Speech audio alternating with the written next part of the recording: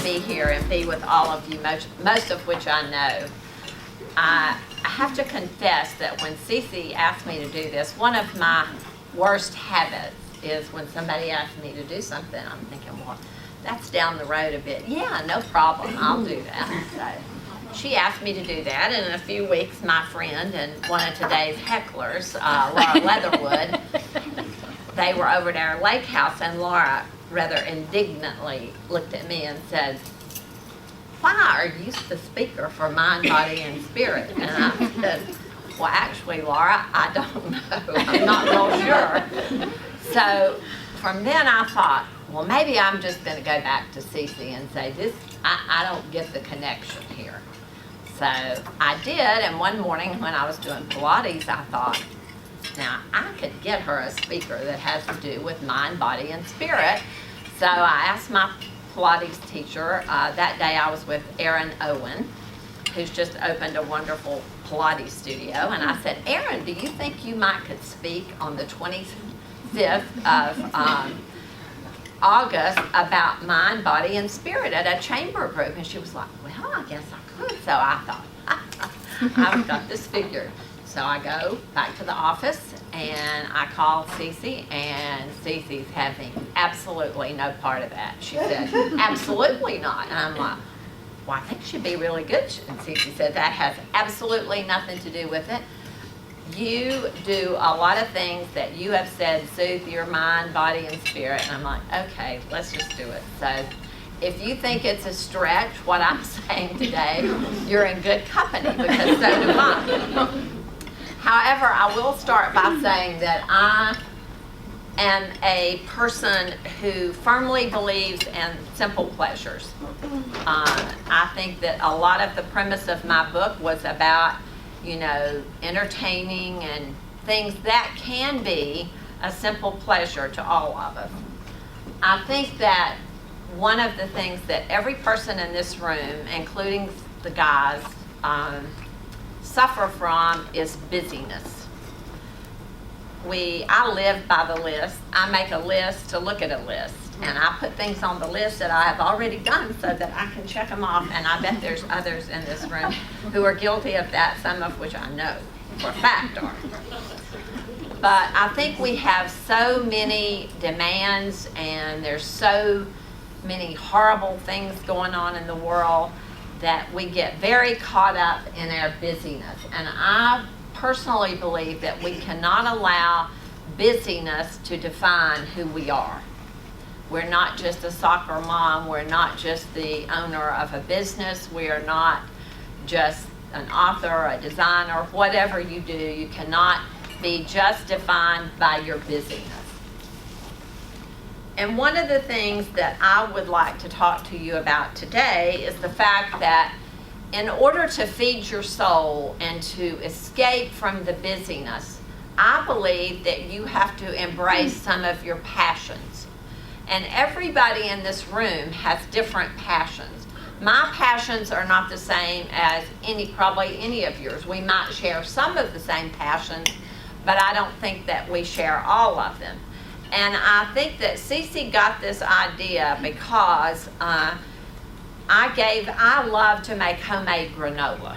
And a different Pilates teacher gave me a wonderful recipe one day, and I did a blog about it. And unfortunately, Cece saw that on the blog, or wanted the recipe, and that's where this whole presentation was born.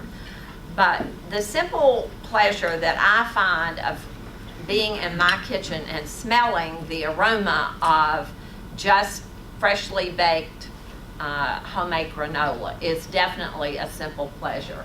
These are just many of mine, not only cooking, collecting. The book is all about collecting and what joy and passion I find in collecting. Gardening, I'm a big gardener. I love to garden. I think it's one of the cheapest forms of therapy that you can participate in. I love to entertain. That is also a premise of the book. That really fuels my soul. And I think that a lot of people who are a bit intimidated by entertaining or cooking they use that as an excuse not to embrace it. But I think it can be entertaining or cooking or gardening or whatever in your style. I don't think there should be, and there is not, pressure for anybody in this room, myself included, to measure up to someone else's standards. So I think your passions have to be very personal, and you can't compare what's in your cup to someone else's. I think that pampering yourself, and that's why I brought a little ducky up here with me, we'll come back to that, is a way that we have to take care of ourselves and escape from busyness. I added one this summer, which is porch sitting, and we'll get to that. But these are just some of my different passions. One of my greatest passions, and it's kind of a joke at my house because Wells says that when I get into bed to read at night that I read about probably 5 pages and then I'm asleep. So, and I make no apologies for that, but I love to read, and the image on the right-hand side of the screen is the old living room of my cottage come library. And it's probably my favorite room in the house because I'm just enfolded, surrounded by all of my books, and I just love to read. I don't think you can have too many books. I get really, and I should have put an image of this in here, but I get really annoyed at some of my designer friends who adhere to this fad of covering your books in a certain paper, like a white paper or something. I personally find that absurd because I love to look at all the different spines, the different colors, the age of my books. So I like to put my books in, I did for this photography shoot, group some of them together by color, but I can tell you if you come to my house this afternoon, you will not find the books on the shelf in just that order. Consider that a photo shoot thing. But I love to see my books, and I love to read. I love historical novels, and one of the things that if I ever retire, which I have no plans of doing anytime soon, I would like to be involved in a book club. Are any of you all involved in book clubs? I just think that that would be fun and interesting to be able to get a group of like-minded women or women and men together to do a book club and study books. And a lot of books that I read, have a book club section at the end that poses different questions about the book. The image on the left is a image out of the book, which one of the events in the book is a book club luncheon. So I'm very passionate about reading. I think it's not just for the educational aspect of it, but just for how it relaxes me. I try to keep my iPhone now close by for words that I can Google that I don't have any idea in this world what they mean. So I do think that that is a way that reading is definitely a way that we can feed our spirits and our souls. This is an image out of the book, and I know that probably a lot of people, when they saw that image, think that it's a contrived image, but I think that one of the joys of the weekend is to pile up in the bed with the newspaper and magazines and books and journals and whatever, and have breakfast in bed. And I'm having knee surgery tomorrow, so I'll expect some of my friends in this room, not to mention any names, to come over on Saturday morning and serve me a similar breakfast in bed.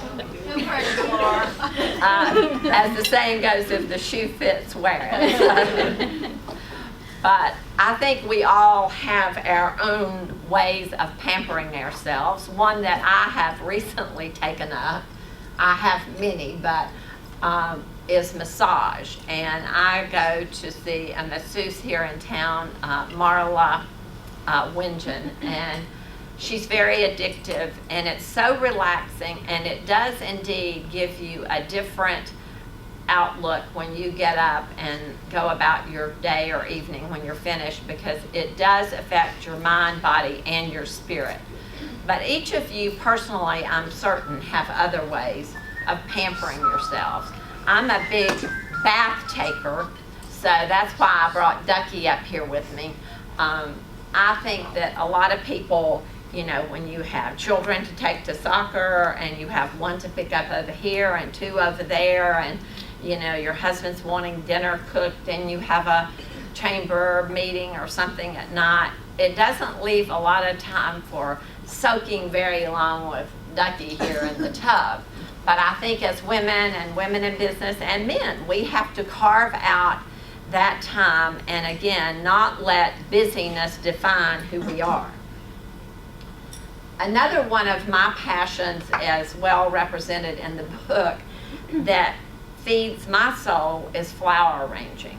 And I guess one of my motivations to keep my garden going and to keep investing in what it takes to keep a garden, as Wells Greeley calls it, the monster that I have created in the garden going, is flower arranging. And in the 5 years that I have gone around and given book talks, one as recently as a couple weeks ago up in Blowing Rock, everybody says, well, we don't do flower arrangement. We don't know how to do a flower arrangements. Well, I have 2 degrees in interior design, but they did not at Western Carolina, and I doubt they did at UT either, Julia, give classes in flower arranging. So I don't have any background whatsoever in flower arranging instruction. I arrange flowers the way I want to arrange flowers, and from a design background, I think you do have a sense of, and you are taught a sense of color and proportion and scale, but I don't like for people to use the excuse not to do flowers that they don't know how to do them. I think that you can pick ferns, you can pick rhododendron, you can pick laurel, all during the season. You can go out to Haywood Community College and poach dahlias out of the dahlia garden. There's all kinds of ways that you can provide your flowers. Recently, Nancy and Chuck Beamer, Nancy's here today, purchased my mother's condo down at 10 Country Club. And for the last few weeks, I've been wanting to sneak down there and cut some of my mother's limelight hydrangeas. So I went ahead and confessed that to Nancy this morning in case I am still walking after tomorrow and can poach hydrangeas. But I really believe that if you have a few dahlias, a few zinnias in your area, or if you can buy them at the grocery store or at some market, and you have beautiful things, vases, pictures in your home, that anybody in this room can create a flower arrangement like all these beautiful flowers on the table. They can be simple, they can be small, but I do think that flowers and the arranging of them and the studying of their color and their texture and the design of them, how can you not look at a peony, A, and believe in God, and B, how can you not study and look at the design of a peony is incredible. So I think that these, any type of flowers or things that you bring in your house, even leaves, beautiful fall leaves, will most assuredly feed your spirit. As I said, I have definitely, without shame or guilt, created a monster at Chestnut Cottage with gardening. But it's very therapeutic to be in the dirt, digging, watering, deadheading. I do believe that gardening is one of the best activities to feed your soul. If you're growing tomatoes, if you're growing vegetables, I don't do any vegetables. I tried tomatoes one year and it was a total disaster. So I said, okay, no more vegetables. That's why they have the farmer's market over in Asheville. But I do love to garden. I think it feeds your soul when you see that in a garden, one of the wonderful things that is, I think, a spiritual aspect is that things don't always turn out and grow exactly where they're placed. I love the term grow where you're planted. My mother always said, not grow, but bloom where you're planted. And everything does not always bloom where it's planted as a plant. So it's a lesson for me particularly, because I have near to none, and there are many in this room that would testify to my lack of patience. But gardening will help you develop patience. And in doing so, that feeds your mind, body, and soul.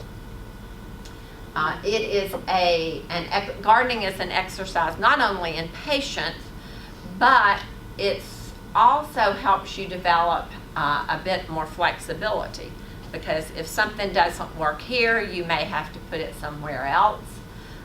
Things don't always fit in a perfect round hole or a square peg hole, and I think that's a great lesson not only in life and a personal lesson, but it's also a great lesson in business.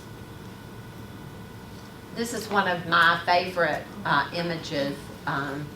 This is not in the book, but of this foxglove that was growing in it. If any of you know my husband, he's about 6 feet 6 inches, and this foxglove on our path up into the garden was almost as tall as Wells. It was like a foxglove on steroids.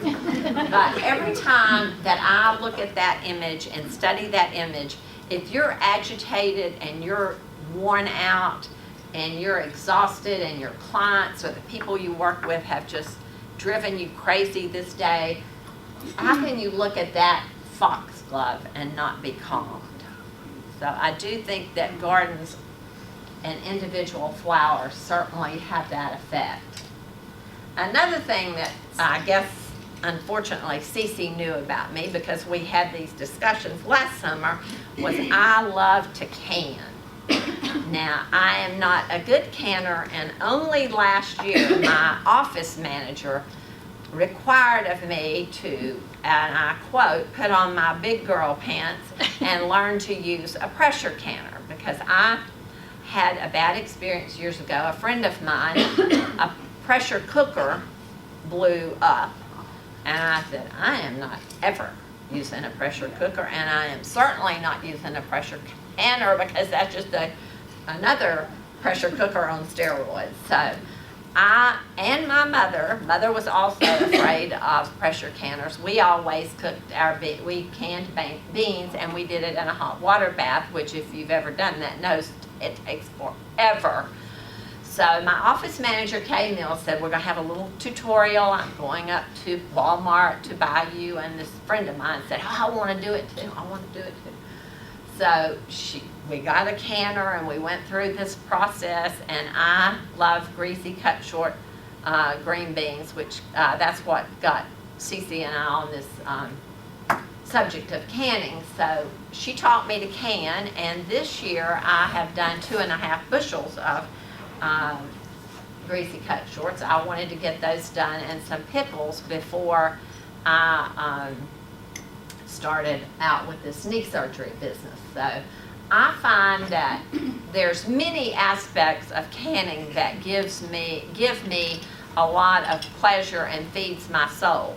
One of the things I like about canning, and canning green beans in particular, is that I sit out on my porch, which we'll come to, and string and break these beans with a glass of wine or champagne. And this summer it was rather hot, but if I were stringing now, it at least has cooled down.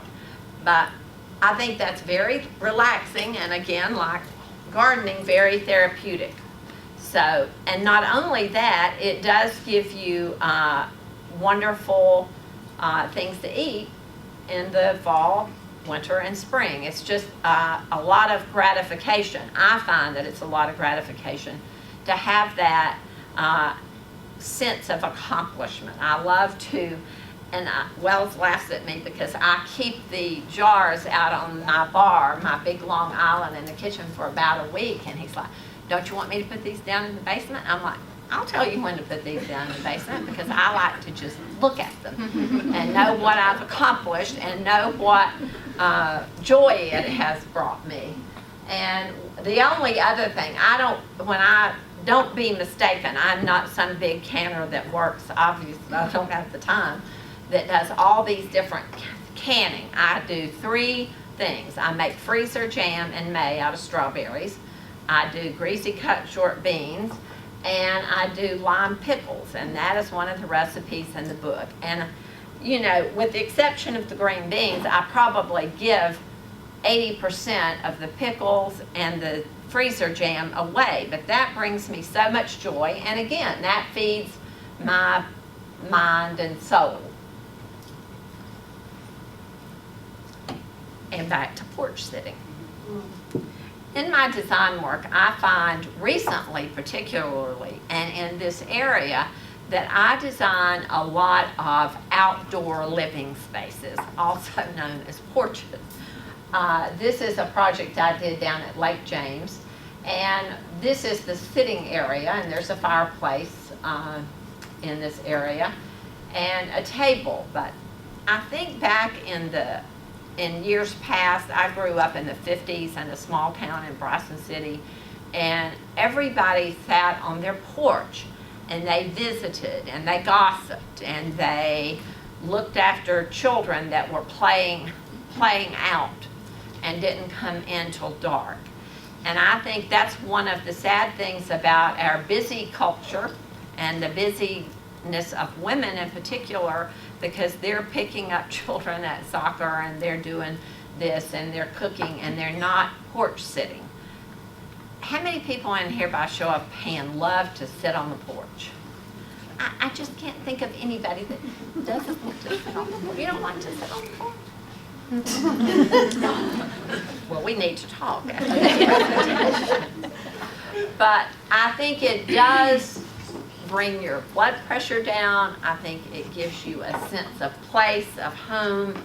And this is out of the book, and this is Laura and Ron Leatherwood's porch, which is one of the chapters in the book. And not only do they have wonderful places to sit, but porches and porch sitting brings about lots of porch entertaining.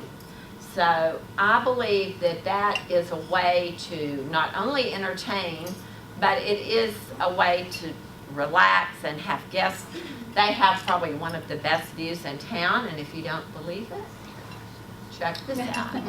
Now, this is in the book, and everybody thinks that this was photoshopped, but that is not true. This is on their porch, and myself and the photographer were finishing up at this time of the evening the photo shoot for the book at Ronnie and Laura's house, and my photographer had everything packed up in the car, and Ronnie came running down. He said, "You've got to come back and look at this moon that's come up."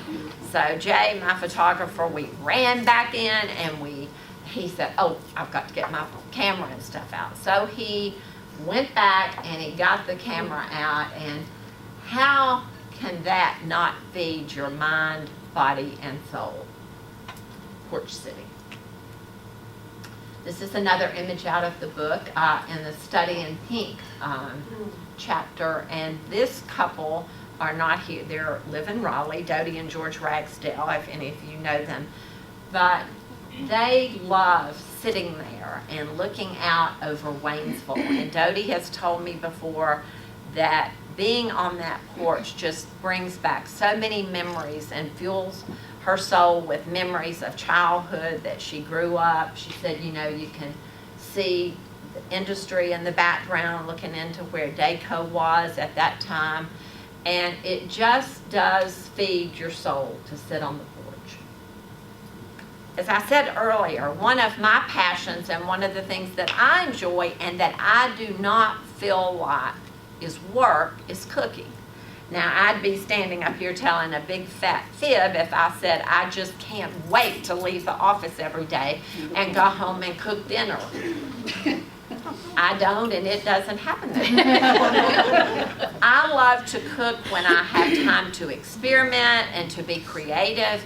I'm not talking about cooking that everybody feels pressured to do at the end of every weekday, particularly if you work outside the home. And I would imagine that working inside the home with children would be even more stressful, and your inclination to create a meal would be even more diminished.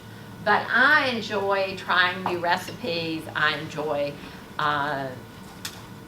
being creative with recipes. And I will tell you that the recipes in the book were the most difficult part for me of writing the book, because so many of the recipes were up in my head or down on 23 Lodge Lane in my mother's head, and it was very difficult. And the publisher would just send the recipes back and like, okay, Kathy, what are you not getting?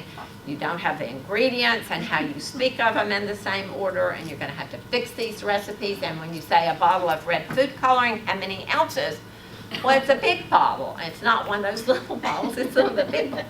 Many a night I sneaked over to Little Ingalls, which is a scary thought to begin with, being there in London, to look at the ounces on things. How many ounces? And one chapter in the book was a drop biscuits in a black frying pan that was one of my best friends in High Point's great-grandmother's recipe. So when I was working on the book, I go down there and I stay with her during furniture market, and I'm like, okay, we got to get some semblance of a recipe on these drop biscuits. Well, about 6 tries later, we finally got it down to what has proven to be a decent facsimile of the recipe. So I like to be creative with my recipes, and to do that, I think you have to do it when you have the time to do it. And when you can be creative in your cooking, it does feed your soul.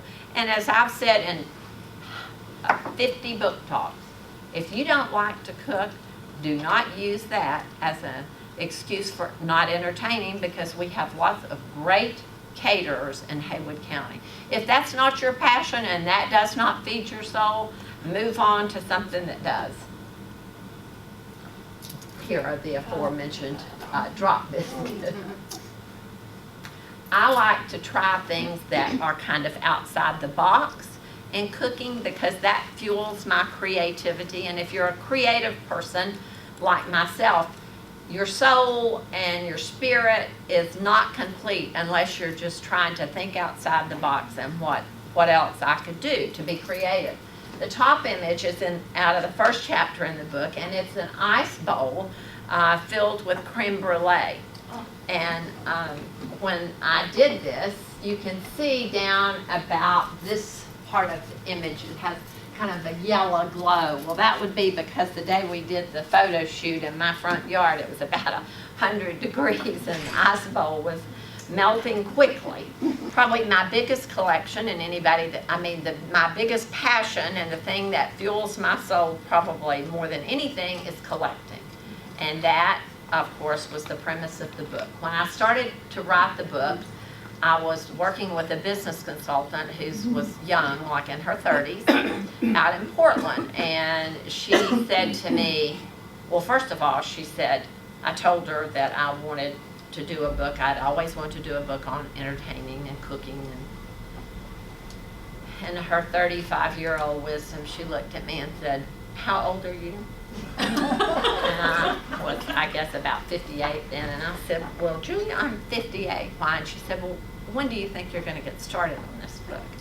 So that just was enough of a challenge to me. I thought, I'll show you little whippersnapper people pushing on 60 store can do. So there came the book. But one of the things that she was very helpful with was, she said, there's hundreds of books on entertaining out on the market. Why do you think anybody would buy your book? What would be different about your book than all these other entertaining books? And I'm like, well, I don't know. And she said, well, one thing that you talk about a lot and that you seem to do in your work, your design work a lot, is use collections. And I said, yes, and I use them for entertaining a lot. And she looked at me and said, the collected tabletop. So that's how the book evolved. That's how she wanted me to use what I was passionate about and share that with other people and see if that touched a passion in them. I've been collecting blue and white for years, so my mother always said she was glad I didn't have other things like drug habits and other expensive habits, because blue and white is my drug of choice.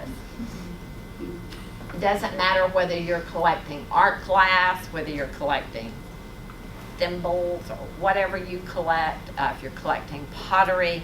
That's the premise of the whole book. And I can pass an antique shop or a museum or a pottery shop, and I can be in the worst mood and I can just be worn out, and I go in for a little collecting therapy and retail therapy, and I come out like a new woman.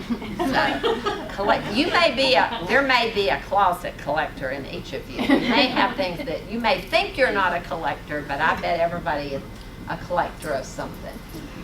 It may be the Majolica, like Laura has started a collection of an image on the right, and these are some of my ironstone pieces out of the book. This has an interesting story. In the 50s, when I was growing up, my mother and two of her friends had this very same pattern, but in different colors. In the 50s, mother's was in brown and avocado green and orange, and then one of mother's friends had one that was in more limey green and yellow and some other color.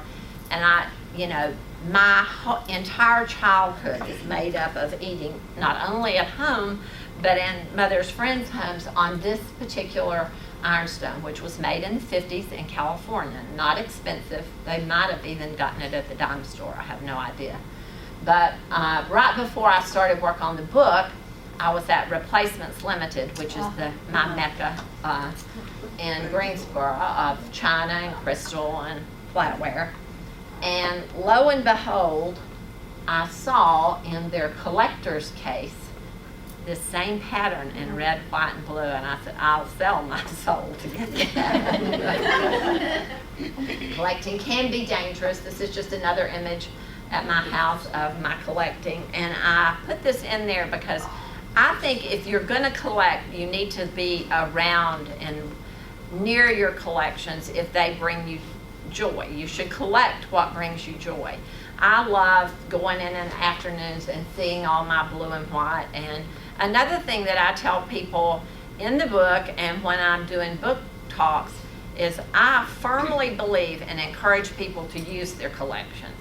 Every Thanksgiving, Mr. Turkey, Flo Blue, comes down off of the wall, he gets washed, and then he holds the turkey. And that night or the next day, depending on how tired I am, he gets put back up. So your passions can be utilitarian also. Another one of my passions is creating traditions, and I think that that's one of the greatest gifts that you can give your family and your friends is to create traditions for them. And another one of my passions is memories, and these go hand in hand.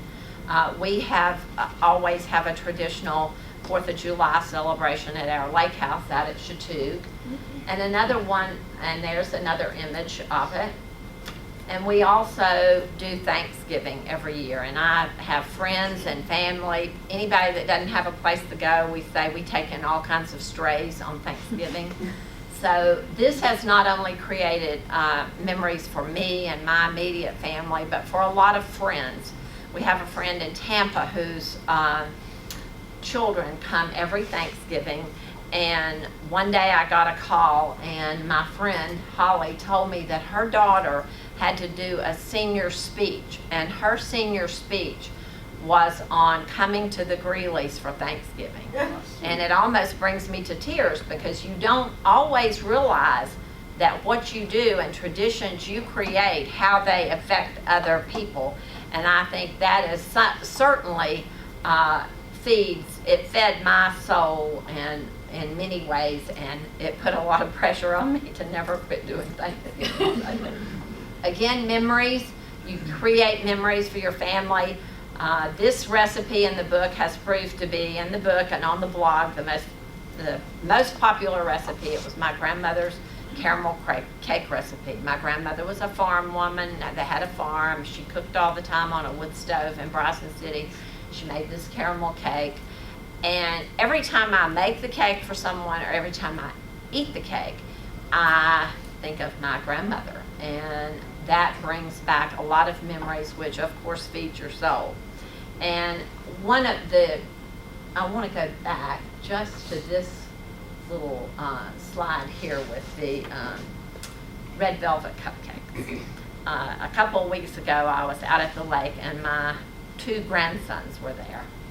I thought all my life I'd get a daughter child or a granddaughter, and I got 2 stinking little. But a few weeks ago, they were up in the bed with me one morning, and it wasn't the 4th of July, but I had made red velvet cupcakes.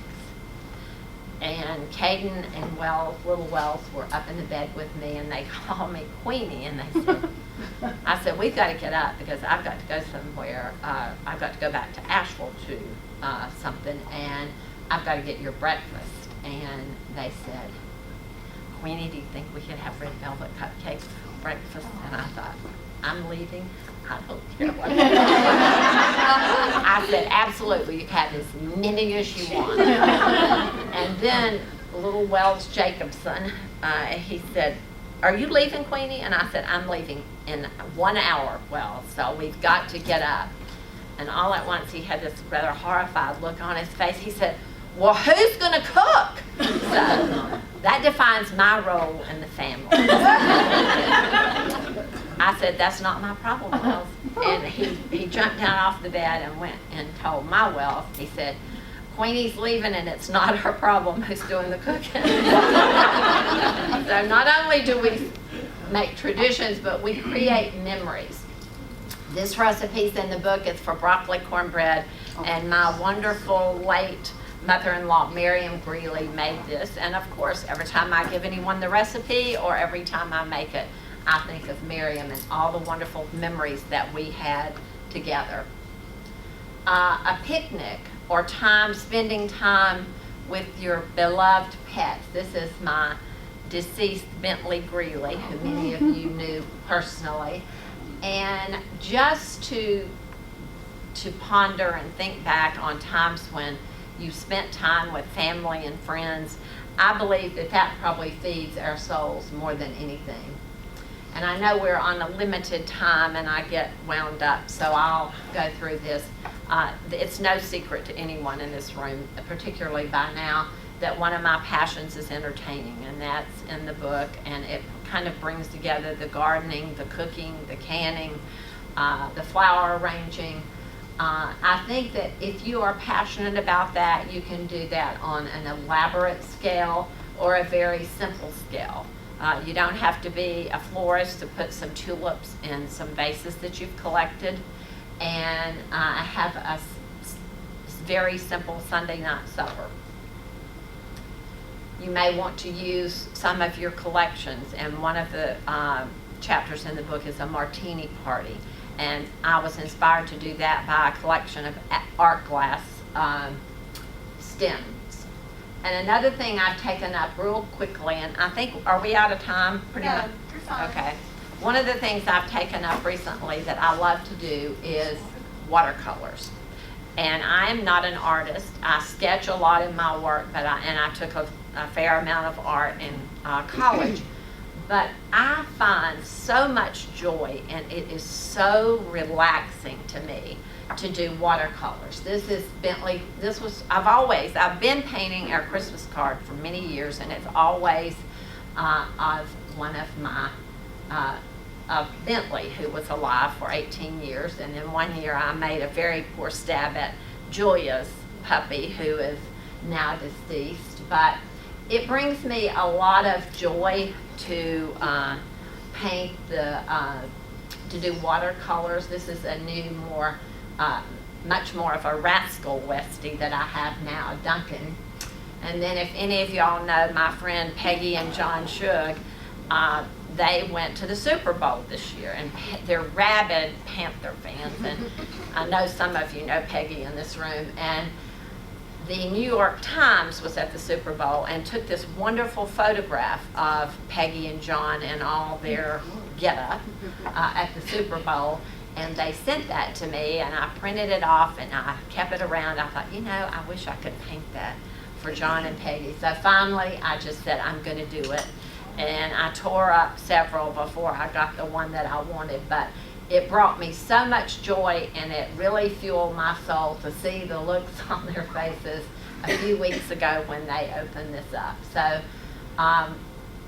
I wish I had time to take some classes, and there's people in the area that they don't pester me, but they encourage me to take watercolor lessons, and I hope to do some of that soon. But that's something that I find that is really fueling my soul. So I challenge all of you today to just take a little time away from the busyness and try to write down 3 to 5 things that are your passions, that you're passionate about, whether it's caring for yourself, whether it's hiking, whether it's cooking, whatever it is, to fuel your soul by really feeding and taking time to develop your passions. So, is there any questions? The ice wall. Can you tell me about that? You just take 2 bowls, one slightly larger than the other. You take and put one bowl and fill it with a little bit of some water, set another bowl down in it, and put it in the freezer. Did you have flowers in that also? I think it was Lavender. Yeah, lavender, just a little bit of lavender. Okay. So that's all you did, you put some lavender. That was incredible. Well, Of course, the creme brulee was beautiful. Nancy. Would you like to come over and cut all the flowers? 23 blocks? Well, I might fix you some arrangements of mother's hydrangeas. Huge. They are. And there's just so many flowers. I'm not encouraging stealing flowers off the interstate. I confess I'm very tempted when I get on exit 27 and all those zinnias. They're gorgeous. And Emily Clark, who works part-time for me, took her 2 daughters over to a flower farm last Friday where you can go and pick zinnias and dahlias and sunflowers. So there's many things around in the woods and hollows of western North Carolina where you can get beautiful flowers. It's been a pleasure to be here, and